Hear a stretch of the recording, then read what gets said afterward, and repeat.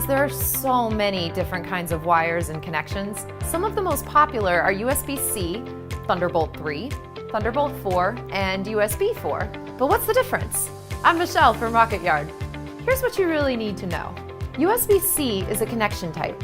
USB-C is not Thunderbolt 3, Thunderbolt 4, or USB 4. It is only the connection that those technologies use. To understand the difference between those technologies, you have to go past the USB-C connector, even though they all share it.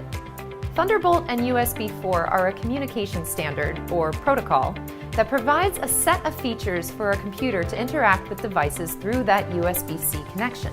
Thunderbolt 3, 4, and USB 4 are basically 3-in-1 wrappers that tie PCIe, USB 3, and DisplayPort standards into one do-it-all package. All three of these technologies use the USB-C connection type to connect to computers and devices. The difference between Thunderbolt 3 and Thunderbolt 4 is that Thunderbolt 4 guarantees certain specifications that are optional with the Thunderbolt 3 standard.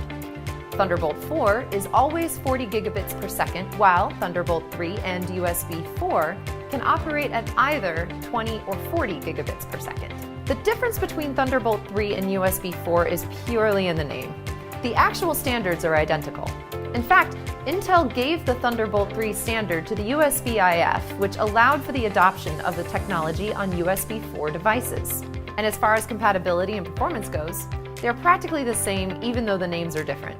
As far as cables go, regardless of whether the device is USB 4 or Thunderbolt 4, it's best to purchase a Thunderbolt 4 cable to work with any of those devices to guarantee full compatibility. Since Thunderbolt 4 includes support for USB and DisplayPort, if you see the Thunderbolt logo, a small lightning bolt and the number 4 on the cable, you know that connection can do it all. I'm Michelle from Rocket Yard. Thank you for watching. If you thought this video was helpful, like and subscribe below. And if you're looking for more in-depth coverage of all things tech, check out our Rocket Yard blog at rocketyard.com.